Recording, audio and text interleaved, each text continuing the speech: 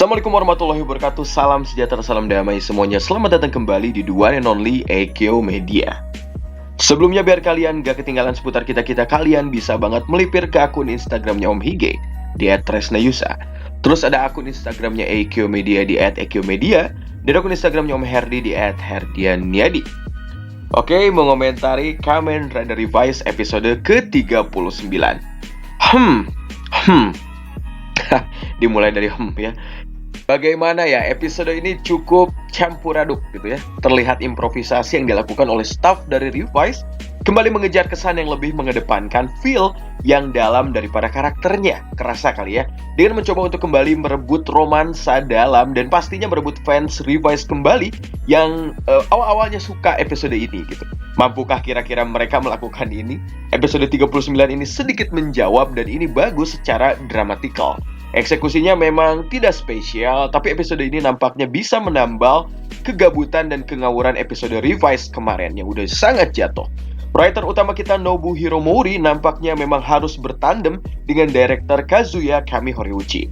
Flashback ya, mereka berdua ini di episode ke-24 juga bersama memberikan nuansa tersendiri dan juga racikan yang tak biasa dan juga tak konsistennya dari Hanta Kinoshita. Episode 39 dan 40 memberikan nuansa penuh kehangatan keluarga gitu ya, 40 episode nanti ya. Dan beberapa pertanyaan mendalam tentang hidup dan beberapa tentang tantangan gitu yang mendalam dari diri manusia. Nah, seperti itu. Kayak mencari arti kehidupan itu sendiri gitu. Esokan makan apa sih kita, si warga ini gitu. Esokan kerja apa sih warga. Keesokan aman atau enggak sih kota ini gitu. Esokan, apakah Ararat ini bisa menjadi tempat yang dapat menampung kita kembali ke kehidupan normal? Semua dalam kesemuan, kegalauan gitu. Semua terkesan dibuat darurat gitu. Meskipun ya kurang ya, tanpa mengedepankan pandangan naluriah bahwa Kroco Deadman itu ya hadir. Dan serupa juga dengan Gifu sama gitu. Kayak dikasih tantangan, dikasih nurut, tapi musuhnya ya sama seperti mereka juga gitu. Ini adalah setup suatu kayak kecolongan yang juga amat besar. Ingin membuat tantangan dan urgensi bahwa kita semua harus melawan monster dengan bantuan monster alias Gifu gitu, tanpa mengindahkan perasaan manusia biasa bahwa manusia ini dapat membedakan warna dan mana wajah hero ataupun rider dan mana wajah monster dari mana monster itu tersebut. Meskipun setupnya sudah acak-acakan karena dibangun dengan mentah di 10 episode kemarin, duet Nobuhiro Mori dan juga Kami Horiuchi setidaknya memberikan nafas segar dalam membangun suasana di sini untuk menjadi series yang kemudian tidak menjadi sepenuhnya sampah gitu. Mantap ya. Kita harus kasih applause buat tandem ini. Ngomentari Kamen Rider Revised Om Hige sebisa mungkin akan netral dalam bersikap dan berpandangan. Kalian lihat kan, ketika terlihat akan adanya kemajuan ataupun improvisasi dalam menyelamatkan Revised ini, kami akan memuji usahanya dan memang ini lebih menarik dari episode sebelumnya ya. Semoga kalian memahaminya ya. Clear ya? Jika ini berjalan hancur lagi, maka kami akan berkata ini jelek kembali. Dari detik awal sudah diperlihatkan bagaimana kembalinya visual dan juga color tone dari Revised ya di 10 episode pertama gitu dulu. Warna filter series yang serupa dan dibangun sama dengan Revised saat gembar-gembor serial ini mengedepankan remix dari rider sebelumnya. Dan hal ini kembali gitu fresh dari segi visual, itulah yang hilang dari 10 episode kemarin yang down banget. Detik ke-14 di saat Ushijima merenung dalam di hadapan warga yang ingin berlindung di area weekend. Kita bisa melihat bagaimana rasa sedih dan juga pedih dan penuh kesan heroik dari Ushijima digambarkan dari sudut pandang yang lurus. Bagaimana titik gelap filter memberikan kesan bahwa Ushijima sang ini melakukan ini semua murni untuk kemanusiaan. Ini vibes yang sangat menarik dan cocok untuk weekend dan tidak dipakai di 10 episode kemarin. Kamera perlahan zoom out gitu memperlihatkan warga yang entah mau kemana lagi esok gitu ya.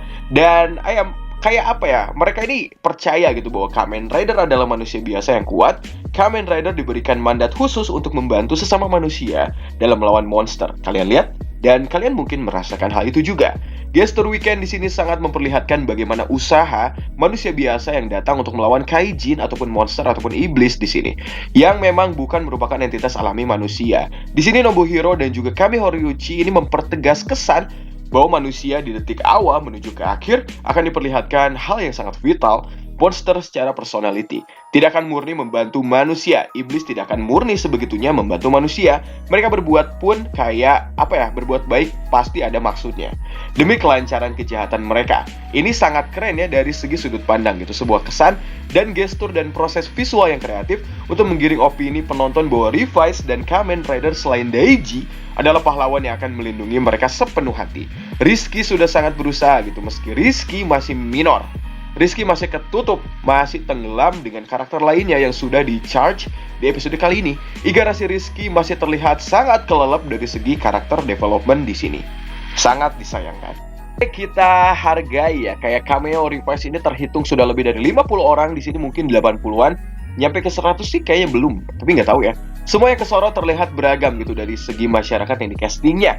Ada ibu-ibu muda, ada ibu-ibu tua, lansia banget, ada anak kecil, ada remaja juga, yang terluka juga ada, yang berkebutuhan khusus ada gitu. Semua ikut dalam tujuannya masing-masing. Entah itu bergabung dengan Weekend ataupun pindah ke Ararat. Meski missing pointnya adalah per kapita kota yang padat banget penduduk masih tidak menjelaskan secara visualnya di sini. Kurang ya. Alias memang masih sedikit banget gitu jika melihat dari segi sananya. Beda sama kasus ramainya warga dan peran warga yang ada dalam dunianya Kamen Rider Build dulu. Tapi ini masih mending ya, dan sangat mending dari Revice episode sebelumnya. Giffard dan Hell Gifterian sudah bukan tandingan lagi dari Ultimate Revice dan juga Ultimate Vice. Semua dilibas, memang sangat disayangkan ya. Hell Gifterian yang kemarin sudah menjadi next level gitu, monster gitu, bisa ngomong, bisa apa gitu. Kini sudah menjadi level kroco doang gitu, bisa diciptakan banyak dan bisa diciptakan berulang meski ya mati. Hell Gifterian jadi nggak bisa ngomong gitu ya, kayak di episode kemarin. Sangat disayangkan pokoknya ya. Aduh, hal seperti ini. Ngomong-ngomong, maaf gitu, bahas Revice-nya telat ya dari Om Hige gitu, ngeduluin Don Brothers kemarin. Bukan berarti pilih-pilih. Iya sih. Cuma karena pengen bahas secara personal aja gitu, visual, kedekatan sifat, kedekatan karakter, dan semua gambaran secara narasi ini lebih deep untuk Revice 39 ini. YouTuber lain juga banyak yang bahas ya, kalau misalnya kayak bahas review gitu, udah banyak yang bahas gitu diperkaya dengan detail dan info. Ya ini yang disediakan Om Hige adalah infonya apa, detailnya menurut news, dan proses syuting Revice gitu ya, udah dijelaskan tadi gitu, kayak menurunnya, kayak penjualan mainan Revice, mungkin seperti itu gitu. Sepertinya memang para staff ini membaca deh, kayak mengetahui juga deh kekecewaan kita terhadap Revice kemarin. Mereka menampung aspirasi kita gitu dan mengimprove habis-habisan episode ini. Mereka juga terlihat kayak ya itu tadi, penjualan mainan dilihat nih, Revice kok nurun banget gitu. Harga secondnya aja di forum juga nurun gitu. Oke, semoga aja gitu Revice paling enggak bisa improve banget sampai akhir episode nanti. Jangan tenggelam sepenuhnya. Kalau di episode kemarin-kemarin kehadiran warga sipil hanya diperlihatkan seenaknya aja dan kerumunannya hanya beberapa orang aja. Dengan pendalaman gestur yang basic, kalau sekarang di episode 39 kita bisa melihat keriuhan di menit 1:55. Dan aspirasi warga juga diperlihatkan gitu saat Weekend berorasi. Menandakan satu hal, bahwa nuansa masyarakat yang kacau penting untuk membangun urgensi bahwa kota tersebut nantinya akan hancur lambat laun oleh sebuah kejadian. Kita dipaksa untuk mengerti bagaimana kebodohan dan kelabilan Daiji pada episode kemarin. Di sini diceritakan lebih berdasar juga gitu mengenai alasan mengapa Daiji menjadi seperti ini. Ia kehilangan sosok Akemi dan anggota Phoenix lain. Ia juga kehilangan warga yang nggak berdosa, nggak sepenuhnya, dan Daiji ini nggak mau semua mati gitu. Dalam sudut pandang naifnya Daiji, mereka semua yang mati adalah objek berharga yang tidak seharusnya mati. Ia melimpahkan semua objek mati hanya karena ia pikir si Rizky yang terlalu sembrono dalam melakukan perlawanan terhadap Gifu yang dinilai oleh Daiji sendiri sebagai iblis yang gak kekalahkan itu kayak sia-sia gitu oleh si Rizky lakukan. Daiji yang tidak stabil dalam episode kemarin tidak diperlihatkan lebih deep lagi bagaimana ia berpikir dengan segala overthinkingnya. Di lain sisi, Rizky juga sangat bodoh untuk tidak lebih lugas dan terbuka ketika mengemukakan alasan ataupun cara mengalahkan Gifu menurut versi dirinya. Setup kemarin ini sangat-sangat berantakan, namun di sini, di episode kali ini kita digiring gitu ya, bahwa puzzle acak-acakan kemarin akan dijelaskan secara rinci dalam episode 39 ini, dalam berbagai sudut pandang. Kalimat Daiji yang berkata kenapa mereka enggan gitu, kayak nggak mau mengerti, merujuk pada saudaranya gitu, dan juga anggota Weekend yang lain gitu. Seakan ia paling risau mengenai keselamatan semuanya, namun terlalu bodoh. Dengan tidak berpikir bahwa di tangan iblis pun tidak ada yang selamat, nantinya semua yang mati-mati juga. Kena Ivan Daiji dipoles lebih dalam lagi dengan tulisan Nobuhiro Mori. Kedalaman karakter Daiji dibuat lebih desperate dengan mengarahkan mood seakan Daiji sudah sangat bingung dan tidak bisa berpikir bahwa di tangan Akaishi semua juga pasti mati gitu. Dan gusar gitu oleh arahan Kami Horiochi-nya sangat baik di sini gitu. Kebayang gitu Daiji bodohnya beralasan. Ini lebih baik gitu daripada sekedar emosi membludak sana sini tanpa kejelasan khusus kayak episode Revise yang down kemarin. Dua sisi Daiji tapi kami masih sangat sebal gitu ya. Apa ya? Bagaimana dia merespon Akaishi gitu sebagai partner gitu. Daiji ini bodoh banget di sini. Ketimbang seseorang yang mencari kelemahan nih Akaishi lebih dalam. Daiji sudah menjadi kacung Akaishi sepenuhnya. Itu sih masih menjadi pertanyaan terbesar kenapa setup ketika berbincang dan menerima arahan Akaishi masih terlihat seperti Daiji adalah tangan kanan utuh dari Akaishi. Jadi itu kayak murni keinginan Daiji sendiri gitu, bukan kayak di bawah tekanan ataupun di bawah realita. Seharusnya dibuat lebih desperate lagi gitu dengan tidak menganggap siapapun sebagai partner gitu. Ya terlebih Akaishi gitu akan lebih menarik secara eksekusinya gitu. Tidak masalah sebetulnya Daiji membantai kayak Igarashi Family sih. Sebelum akhirnya Iki melupakan dia dan terjadi pertarungan yang tidak ditahan-tahan lagi. Alias sangat menggila gitu. Meski kemudian kita tahu bahwa Vice adalah penahan dari Iki. Vice lebih mempunyai nurani ketimbang manusia gitu. Entah cuma Om Hige ya.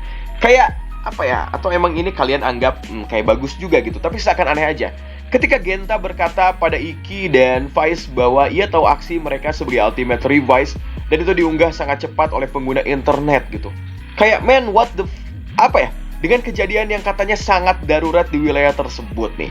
Apa masih mementingkan dan masih adakah akses internet stabil di tengah kondisi yang darurat banget gitu. Alias coba kalian dengar gitu kayak backsoundnya di sana ada seperti mungkin orang sedang ngevlog di TV atau apa ya, sambil videoin aksi Vice dan Rizky. Emang bisa aja sih gitu hal seperti itu ya kayak diadain. Cuma apa ya, internet mungkin masih ada aja gitu karena sebuah negara porak-poranda mungkin beberapa bagian masih ada yang utuh gitu jaringannya. Masih apa ya, kecil kemungkinan terjadi lah gitu karena tower jaringannya pun juga ikut hancur dan karyawannya deh kayak yang memaintenance siklus jaringan seperti yang terjadi gitu ya. Ya harusnya juga hijrah ke Ararat gitu. Alias secara naluriahnya hal seperti ini terlihat jomplang dengan kejadian darurat di sana. Sangat disayangkan bagi Om Hige. Revise itu masih terasa apa ya? Kata darurat, katanya mau hancur nih. Katanya darurat banget nih urgensinya gitu. Katanya harus ngungsi nih. Tapi di detik berikutnya atau menit berikutnya malah terlihat kotanya kayak baik-baik aja dan damai gitu. Vibes-nya masih begitu kurang. Tidak terasa wajar gitu layaknya Kamen Rider apa ya, melakukan ngungsi gitu, tapi satu sisi kayak damai gitu, kayak tidak seperti vibes-nya Kamen Rider Build ataupun nuansa hancur mencekam seperti Kamen Rider Amazons gitu. Proses membangun suasana masih belum ketemu di Revise ini. Kita akan lihat bagaimana proses kehilangan ingatan Rizky sekarang menjadi apa ya, suatu tantangan bagi Vice gitu. Seakan merasa bersalah juga atas kontrak iblis tersebut. Vice menjadi pribadi yang jauh lebih aware atas kondisi Iki. Sangat menarik lagi di mana writer Mori memperdalam lagi kesan kekeluargaan daripada karakternya di sini gitu. Dimulai dari Hikaru yang dengan sengaja lagi berkata ayah gitu pada Ushijima. Ya kayak kelihat gitu ya. Membangun sebuah set di mana detik dan menit selanjutnya adalah pendalaman makna dari kata keluarga. Di lain sisi Akaishi yang tiba-tiba menginterupsi Videotron dan berkata bahwa Weekend adalah musuh sebetulnya merupakan sebuah bumerang. Dia mengedit video dengan meng-cut adegan Kamen Rider melakukan serangan dan dipaste gitu dengan serangan iblis yang mengenai warga. Seakan-akan yang menyerang di real life adalah Kamen Rider. Sebuah konfrontasi yang menarik namun tetap mentah bagi Om Hige ya. Karena warga pun udah tahu Kroco yang bejibun itu memang nggak punya pikirannya tersendiri gitu. Jadi kayak apa ya, udah tahu pokoknya warga ini gitu. Kenyataan di lapangan malah warga lah yang diserang oleh Kroco. Jadi base interupsi ini sebetulnya kurang kuat gitu. Meskipun Akaishi berkata bahwa ini propaganda Weekend yang ingin membuat agenda besar dengan membuat kericuhan besar. Dan Kroco sebetulnya adalah pihak Weekend itu sendiri. Tetap aja nggak kuat mengingat setupnya yang jelek di beberapa episode kemarin. Tapi apresiasi lagi sebetulnya ini bisa jadi langkah baik kalau emang eksekusi sebelumnya dibuat logis. Salut buat Nobuhiro Mori dan juga Kami Horiguchi. Adegan di menit 9:47 mengingatkan kita pada nuansa tim 4C ataupun tim X dalam dunianya Amazons. Entah kenapa gitu, kayak inget aja. Dan di saat Hikaru memanggil ibu gitu, di sana agak merinding ya. Nggak cringe sama sekali loh gitu. Padahal biasanya mereka bertiga ini actingnya sangat kaku dan cringe gitu, garing.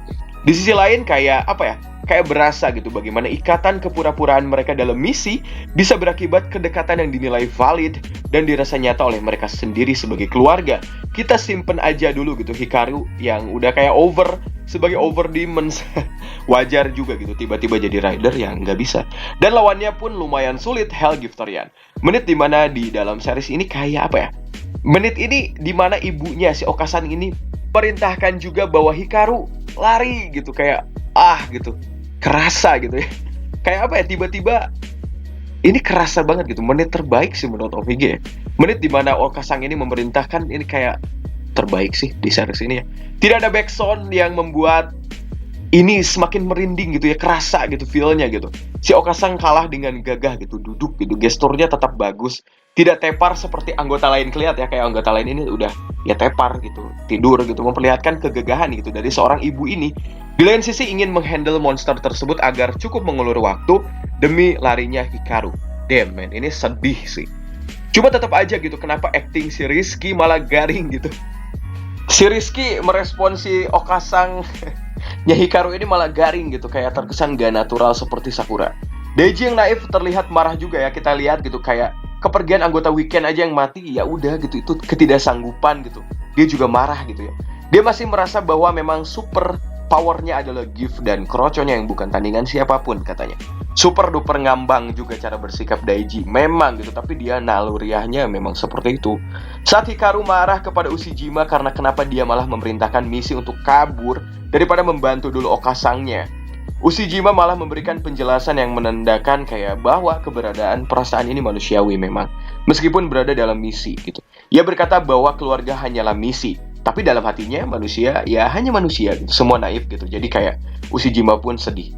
Lanjut lagi, pertemuan George dan Hiromi terlihat baik di sini men.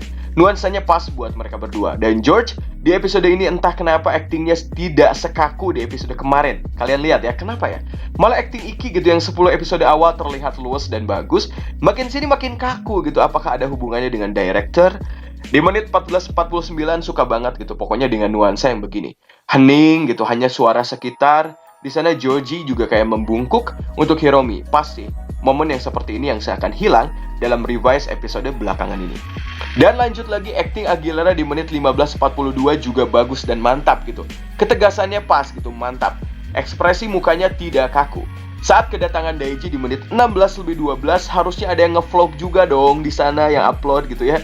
Karena di sana kelihatan Daiji datang bareng Kroco yang ya kayak membentengi Daiji gitu. Dimana propaganda Akaishi yang selalu menyudutkan bahwa serangan itu adalah akal-akalan Weekend, ini Daiji menginvasi Weekend dengan serangan tersebut. Alih-alih Phoenix ingin menyadarkan bahwa semua ini merupakan Kroco yang hadir dari backup Weekend, tetap aja jatuhnya nggak efektif gitu. Karena kalau message-nya hanya menyampaikan bahwa yang gak nurut sama Gifu akan dibantai Kroco, itu lebih vulgar dan akan sangat tidak tersampaikan. Cuma sejauh ini improvisasinya lebih keren gitu. Apa karena mungkin dibandingkan dengan episode kemarin? Gini ya, cara Daiji menyerang Ushijima juga membuat fokus tersendiri. Ini keren ya, dimana dalam satu sisi Daiji berpikir bahwa ini yang harus dilakukan kepada penjahat versi dirinya, alias dirinya berpikir bahwa Weekend adalah jahat. Di lain sisi orang-orang yang ikut Weekend malah semakin mempercayai bahwa Phoenix dan pemerintahan Akaishi adalah orang jahat di balik semua ini. Oke, directing di sini menarik ya.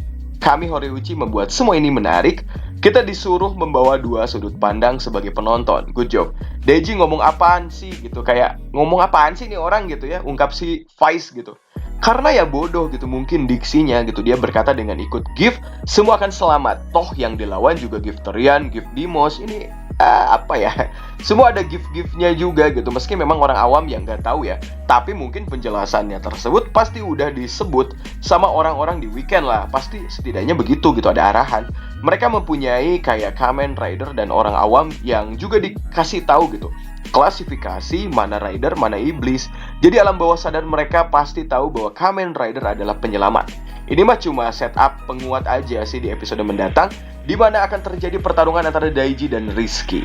Daiji ini berorasi di depan warga yang gak mau pergi ke Ararat gitu. Sedangkan warga tersebut udah tahu bahwa propaganda dibuat oleh Gifu, seakan-akan gak bisa berbuat apa-apa si Phoenix gitu. Seakan-akan gak ada jalan lain selain patuh sama Gifu sama. Tapi audiensnya udah paham bahwa kekuatan Rider di sini telah berusaha semaksimal mungkin dengan ilmu sainsnya untuk menaklukkan Gifu gitu. Ada change, ada kesempatan.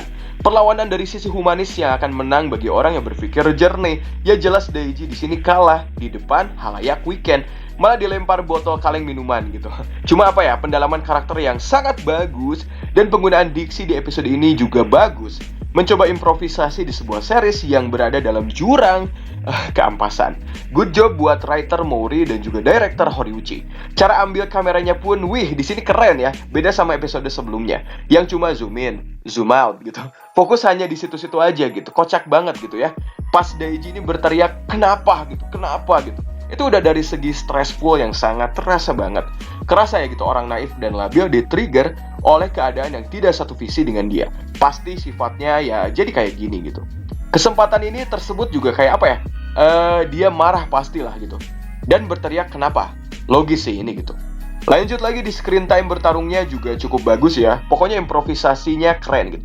Cuma Om Hige gedeg banget lihat sifat Rizky gitu. Kayak dia berkali-kali bilang, "Daiji, coba dengerin dulu apa yang kita omongin." Gitu.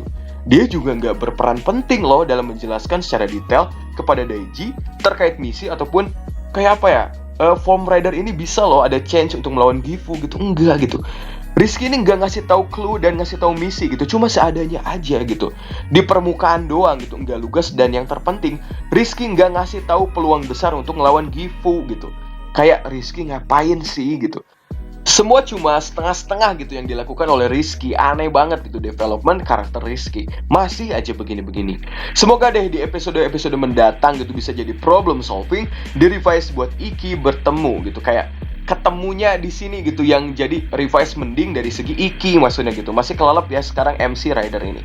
Screen diakhiri oleh Daiji yang gak segan-segan mau nembakin senjata ke arah Iki gitu. Semua dalam mode human. Episode minggu depan adalah disebutkannya Daiji sebagai musuh oleh Weekend dan strategi mengambil alih Ararat oleh Weekend. Akaisi marah dan menganggap Daiji keluarga, pergolakan sesama manusia bersel Gifu. Pertarungan juga hadir dari Daiji versus ya Rizky. Kita akan lihat bagaimana episode depan bergulir gitu. Ini sudah cukup agak bagus dibanding episode kemarin yang busuk. Gak banyak berharap, kita ikutin aja standar begini juga cukup bersyukur ya. Bagi Om Hige gitu udah baik lah. Oke guys, bagaimana menurut kalian? Terima kasih udah nonton. Wassalamualaikum warahmatullahi wabarakatuh.